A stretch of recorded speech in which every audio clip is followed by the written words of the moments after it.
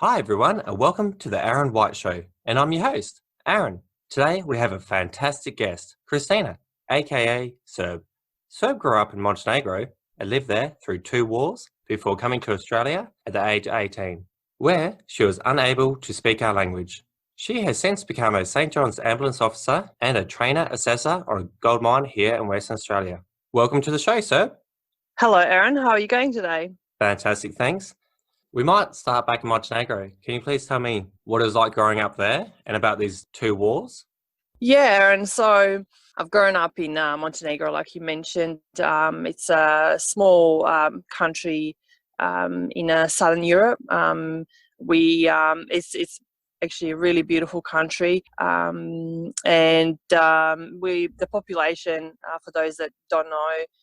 It's actually less than 1 million people in the whole country, so about 600, 700 people living in the whole place. And being so small, I guess we always were at risk of, potentially being attacked, from different countries and being invaded, which has happened in the past for us. So one of the facts, I'm not sure, how well you know, but we were under like Turks for about 500 years, and we managed to get out of that. And then um, I was born in '87, so it was kind of quite peaceful back then when I was born. But in 1991, that's when the first war started. I would have been 4 years at the time, and it was war based on the war was happening between Serbians and Croatians, and it was called Yugoslavia back then. Because there was few of us countries, together. So unfortunately, the war started based on different political views, different religions, and so forth. And unfortunately, a lot of innocent people died during that war. So it lasted for about 4 or 5 years, give or take. There was a lot of culmination, prior to the actual start of the war in 1991, and then, post-war. But I would have been 4 to 8 years, so I would not remember kind of a lot of things from that war. I do remember. My family was quite in distress during that time, and yeah, it was hard times. I've lost one of my uncles actually during that war, so it was a bit of a hard time for my family, to be honest, during that time. But nothing significant that I remember, and fortunately, my immediate family, we all made it through. Nobody died, but like I said, I did lose one of my uncles, which was actually yeah, really really bad thing for my family. Um, After that, I guess after the whole war finished, the active war, there was obviously post-war, things which everybody had to deal with, I guess, and a lot of people started, going off to different countries, going away into Europe, running away basically from their hometown, because it was just basically ruins, that were left behind. Um, and the whole economy was affected by it. Everything you can think of, under the sun, would have been affected by it. So um yeah, I would have been in primary school, I guess, when all that finished. Like I said, it was beautiful growing up. My family was actually, at the time, we were quite well off, in terms of where we stood, economically. My father used to travel like to Italy, Turkey. We had a couple of boutiques. He would bring all sorts of like different designer clothing into the boutique, different perfumes. So there was a couple of things, which we were doing. So we were quite well off. But unfortunately, after that first war, we did start kind of going towards almost being, on the verge of being very poor and struggling with money. So we lived in a city, and then after the war, we unfortunately had to move into the suburbs, where we had a house which my grandfather built, and we started living there. Unfortunately, because living in a city wasn't something we were able to afford anymore. So yeah, and then when I was about 12 years old, this was in 1999. We got bombarded by NATO, which I'm sure you would have heard of before. And in 1999, NATO actually started bombarding us on the Easter, believe it or not, which was obviously strategically planned on their behalf. I was 12 years old when that happened, and I do remember all the 74 days. That's how long the bombarding lasted. I do remember all 74 days of that, and everything that they've done to us. So, Can you tell me more about that? Like, so during those 74 days, were you was were you like walking down the streets and seeing bombs dropped or buildings blown up? Can you tell me what that was like? yeah, yeah. Um, so I'll tell you about the NATO. So just if you don't know, so NATO is obviously, I'm sure you know, American organization, or for those of people that don't know, but that year on 1999, they were basically celebrating their 50th year anniversary. However, they were on the verge um, of basically falling apart as an organization, and they had to do something, which was basically kill innocent civilians, to show the world that they still got it, to sum it up nice and short. So unfortunately, like I said, being a small country, we were basically under the attack of them for no reason whatsoever, other than them trying to prove to the world that they're somebody, that they've got the power. And they started bombarding us on Easter. I mean, you know how important the Easter is. I think in every culture that celebrates Easter. I'm Orthodox, but I'm just slightly different than Catholic.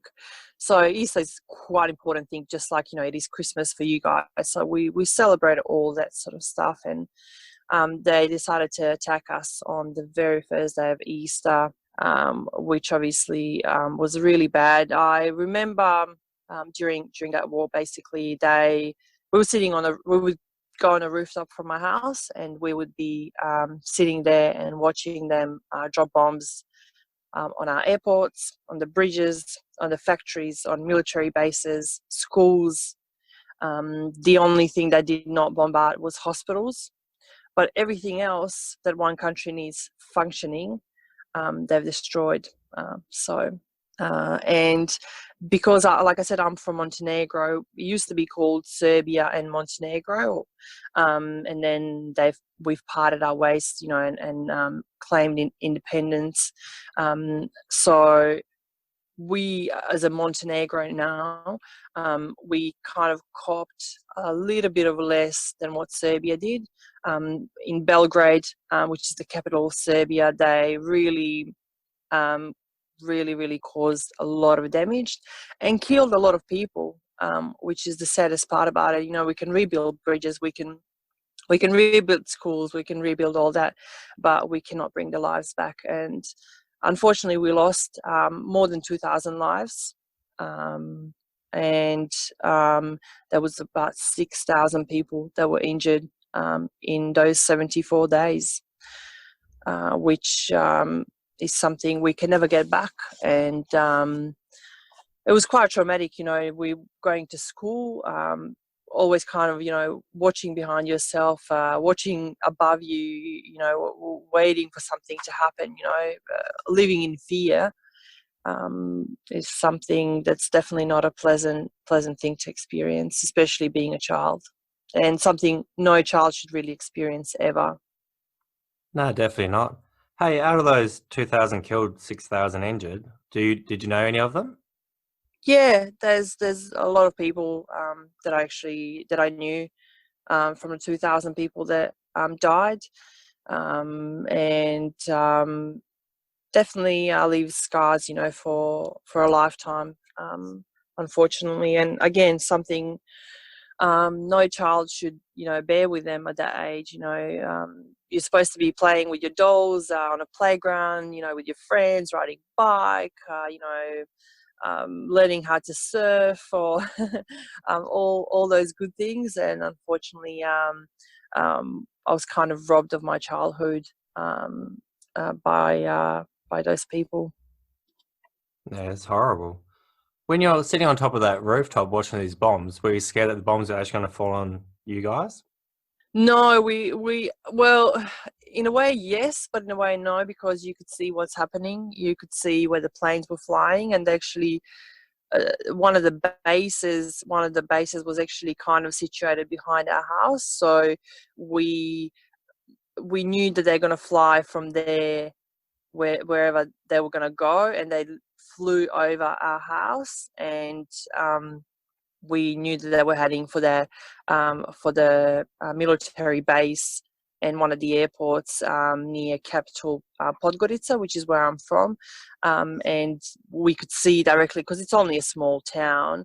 We could see, sorry, it's not a town, it's actually a city, but it's fairly small in comparison to what we've got here in Australia. We could see clearly where they were heading, and we kind of knew that they were, it's not going to be anywhere near us, but we could hear it and we could see it um, very clearly. So Well, it's good that you knew that you were safe, like in a way. Yeah, yeah, definitely would have been yeah. traumatic. Like I can't even envision what that would have been like for you.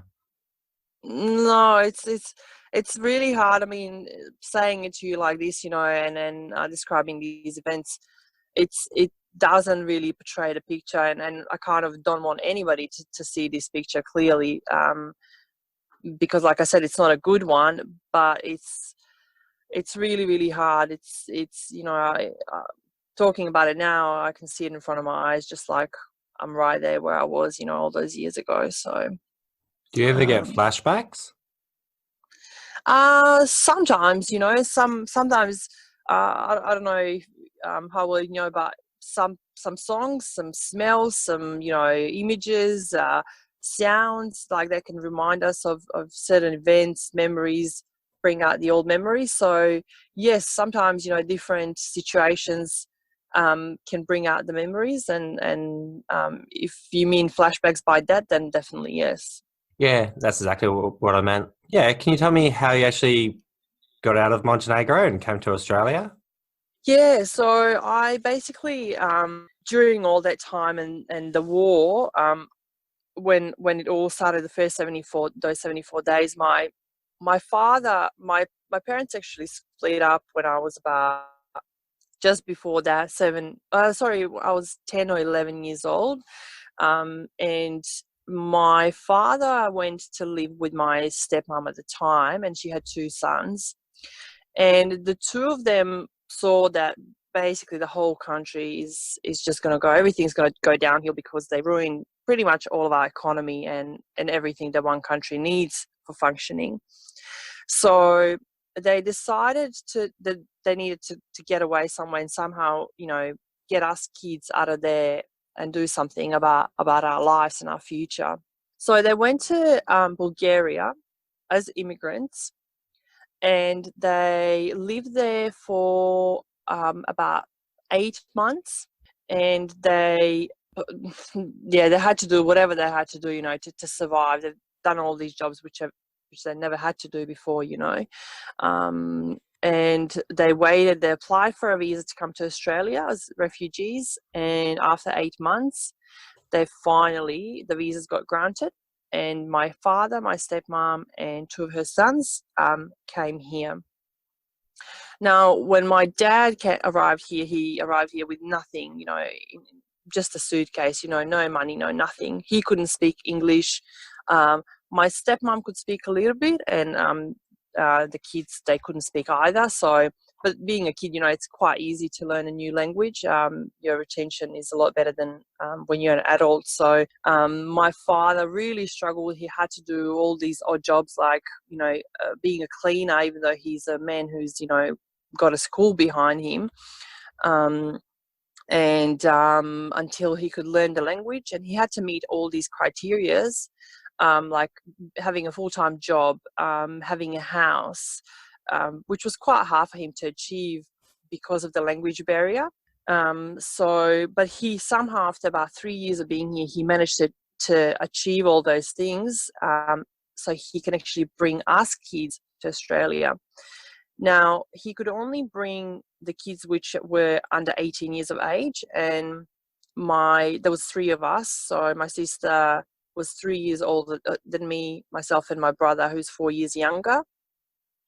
Yeah. When he applied for the visas for us, he basically, I was 17 at the time, and by the time they approved them, I was 18 in February, but I've arrived in Australia on the 13th of May in 2005.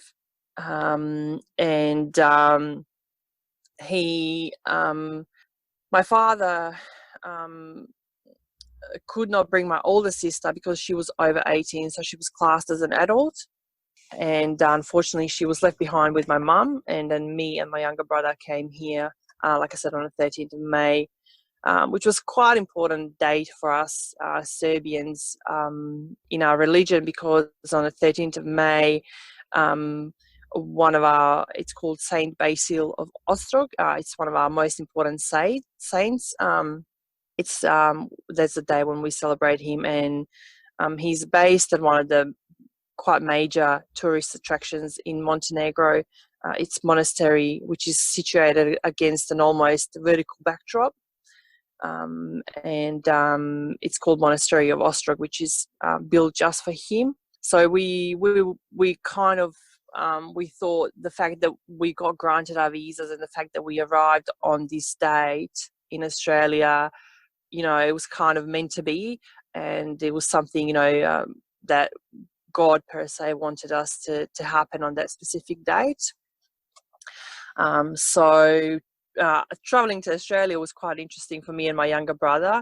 It was the first time we were traveling on the plane, so we couldn't speak English. So it was quite, even though I was 18, I was pretty much a kid,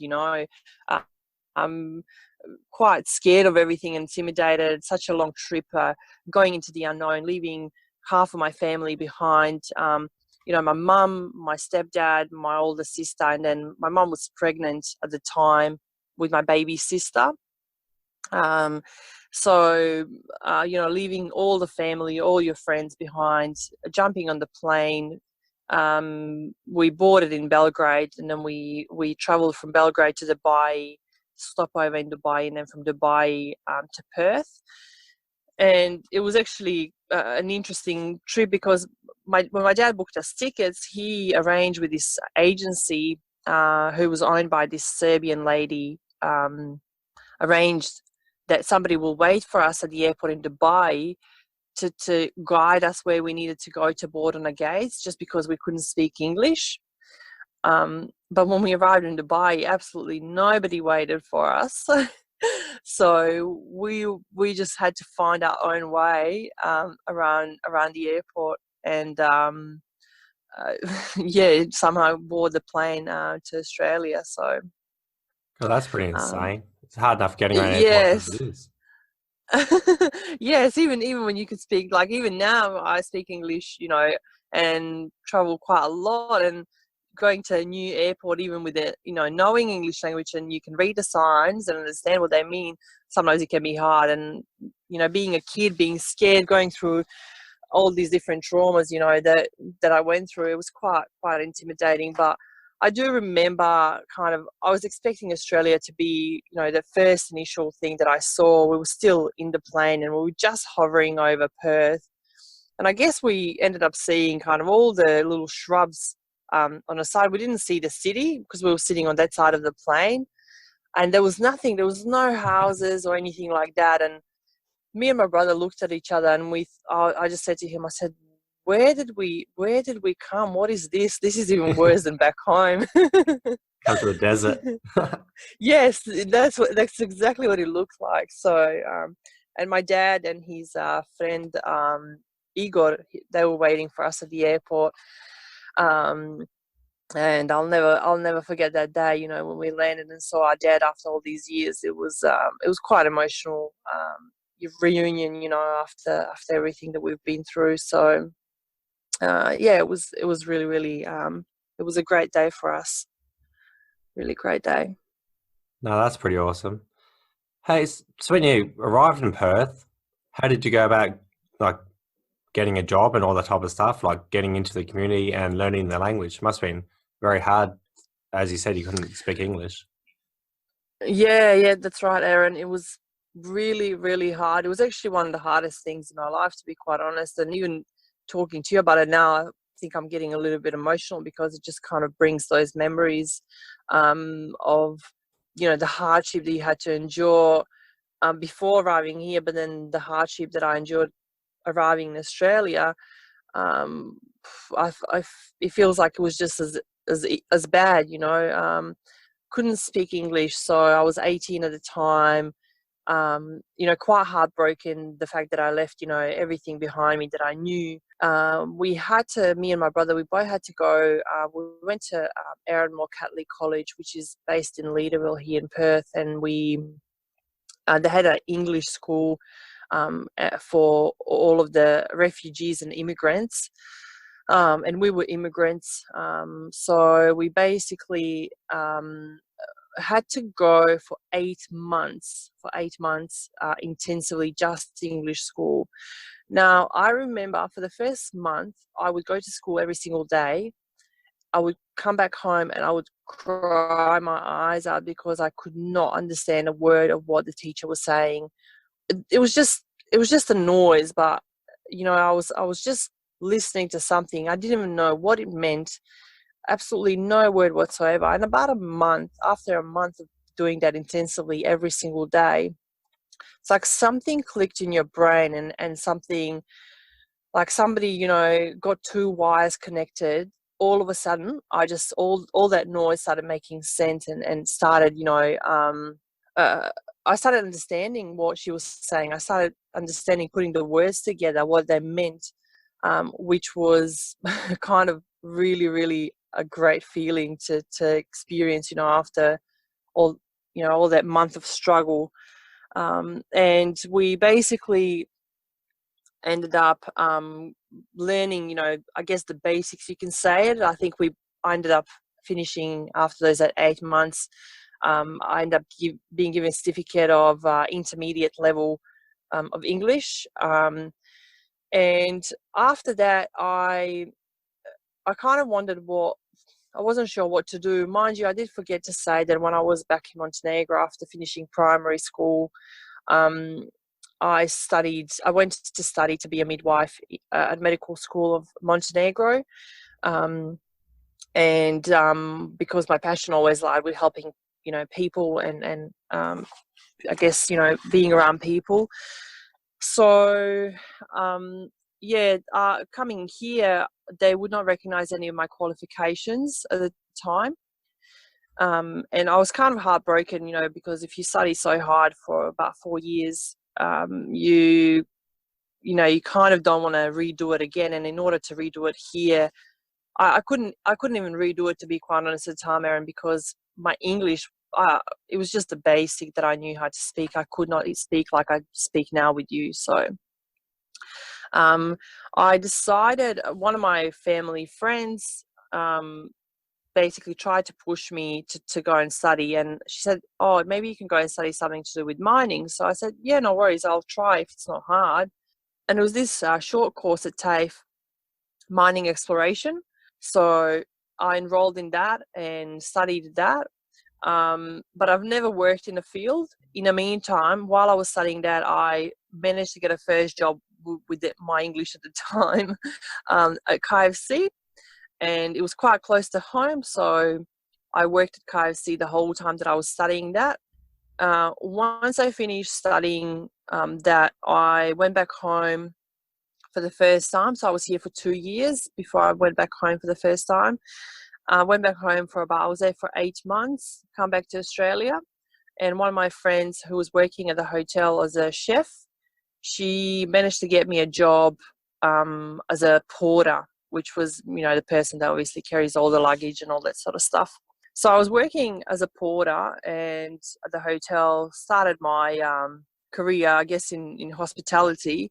From there, moved on to the receptionist, moved on to manager on duty, and then all the way through to the manager of the hotel. So that was something I've never done in my life, never thought I'll be doing, but that was kind of the very first important job that I've done since arriving in Australia. Yeah, that's pretty cool. It's So pretty high up there, like working your way up to the manager and stuff like that. Obviously, in charge of a group of people and that. yeah, it's I started at the bottom and just worked my way to the top. Worked really hard. I've always had my whole life. I still do. It's something I'm not afraid of. So um, yeah, I actually really enjoyed it, and that's kind of how I managed to get into the mining industry. To be quite honest. Yeah. So you're doing training and assessing now. Are you enjoying that? Yes. So, yeah, training and assessing, I really like. I've always, like I said, I always liked working with people, and I managed to get into mining industry, and I have been mining for over 10 years now, and I love. I'm a bit of a perfectionist when it comes to work. I take my job quite seriously. Outside job, I'm a bit of a joker. I like to have a laugh, but when it comes to work, I take it quite seriously. So I always like to pass on, the correct knowledge onto people, and teach them, how to do things the right way. So yeah, especially in the industry that I work with, it's quite important to do things the right way because it comes down to, safety of yourself and others around you. So unless you do it the right way, you're kind of putting yourself and others at risk. So yeah, I'm quite passionate about that. Well, it's definitely a pretty dangerous job we do. You drive around those big trucks. If you fall asleep or if you stuff up, you can definitely kill someone. Hey, we might touch on the Yeah. St. John's ambulance before we run out of time. Yeah. I know you said you studied midwifery, if I said that right. Yes. Did that help you get into St. John Ambulance? Yeah, so I was chasing, like I said, I chased the mining job, and I moved to Newman, and I missed so much working with people. I missed so much helping people, giving to people. And I once I was in Newman, I basically joined St John Ambulance, so I can help people. And I have to say, having knowledge, I studied for 4 years in medical school.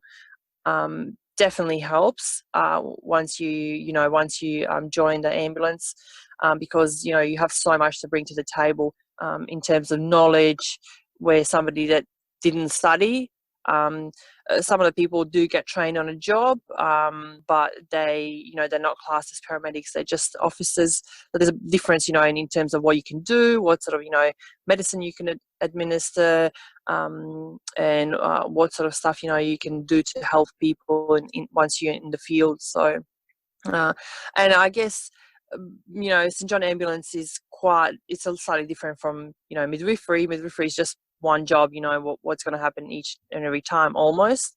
But St John Ambulance, there's a variety of jobs, so very, very different in regards to that. Yeah, it can be a very interesting job doing the St. John's Ambulance. And as you said, it's always changing. So obviously, you got car crashes, you got people having a heart attack. So yeah, definitely will change it all the time. Yes, it's interesting. I mean, it's great if you can help people because it's quite rewarding knowing that you've helped somebody, that you've saved a life. You don't always get to do that, and that's the downside of it. But I guess all those times that you do help people makes up for all those times that you don't. So Yeah, definitely. Hey, do you reckon you'll end up writing a book on your life? You got a pretty interesting life. definitely, it's something. It's something I actually always wanted to do, and I would love to actually tell my story in more details. Rather than just a short conversation like what we're having now, and be kind of really specific. So yeah, I would love to, and I kind of started writing a book, but having being so busy with work and few studies outside work, it's kind of a little bit of mission impossible at the moment, but definitely yes. Yeah, it definitely takes a lot of time and effort to write a book. And yeah, it might wrap it Yes. up. Thank you very much for coming on the show, sir. Did you have fun? Yeah, absolutely. Lee, thank you so much for having me. I really appreciate your time, and yeah, you're absolutely a great host. I love it. Thank you very much. And yeah, you got an amazing story. Can't wait for the book. Well, yeah, that's a wrap. I'd like to thank Serb again for